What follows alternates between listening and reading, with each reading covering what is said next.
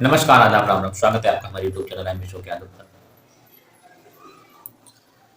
आज हम बात करेंगे भक्ति काल की उस शाखा के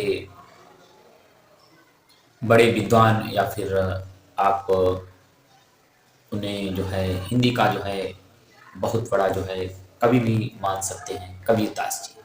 कबीरदास को कौन नहीं जानता होगा। अगर लोगों की प्रारंभिक शिक्षा भी शुरू होती है, अगर हम लोग जूनियर के बाद मैट्रिक की परीक्षा में भी बैठते हैं, हाई स्कूल और इंटरमीडिएट, उसमें जो है कबीरदास को बहुत ही बड़ा योगदान जो है दिया गया है किताबों में, उनके जीवन शैली के बारे में और उनका जो हिंदी के प्रति और जो ज्ञान रहा है उसको जो है समाहित किया गया है। तो जैसा कि सभी लोग जानते ही हैं, कबीरदास जी का जन्म जो है काशी के जो एक लहरतारा नामक गांव में हुआ था। लोगों का मानना है कि सन 1398 ईस्वी में कबीरदास जी जन्मे थे और एक विधवा ब्राह्मणी की कोख से उनका जन्म हुआ था। इसी वजह से जो है लोक लज्जा के भय से उसने कबीरदास को जो लहरतारा नाम प्रसिद्ध है वहां पर कबीरदास जी को भेज दिया था। वहां पर एक नीरू और नीमा नाम का जुलाहा पहुंचता है और कबीरदास जी को जो है पालता है, पोसता है, बड़ा करता है। तो इसी के आधार पर उनके माता पिता जो है नीरू और नीमा के नाम से जो है प्रसिद्ध होते हैं। कबीरदास जी का विवाह भी होता है। इनकी पत्नी का नाम लोई था। इनसे एक पुत्र और पुत्री कमाल और कमाली नाम से जो है जन्म लेते हैं। कबीरदास जी ने अपना जो है गुरु रामानंद जी को बनाया और हिंदी जगत में जो है एक बहुत ही बड़ा योगदान दिया। पहले तो रामानंद जी ने जो है गुरु बनने से इनकार कर दिया, लेकिन कबीरदास जी ने हट कर ली थी कि गुरु बनाना ही है। एक दिन जब रामानंद जी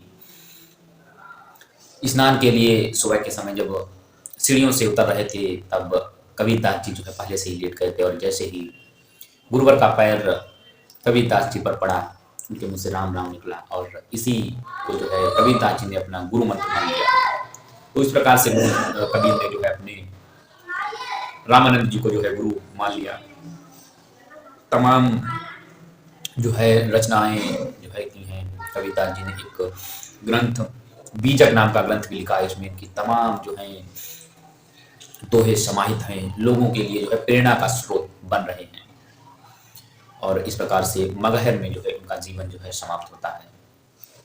लोगों के लिए कबीरदास जी ने क्या नहीं किया। जब उनकी मृत्यु हुई, ऐसा बताया जाता है, इतिहास भी इसका गवाह है कि जब दो धर्मों के बीच में झगड़ा हो रहा था, हिंदू और मुसलमानों के बीच में, जब कबीरदास जी की चादर हटाई गई सबके ऊपर से, तो देखा गया कि वहां पर पुष्प, दोनों धर्मों के समुदाय के लोगों ने उन पुष्पों को बांट कर जो है उनका जो है अपनी अपनी जो है धर्म के अनुसार जो है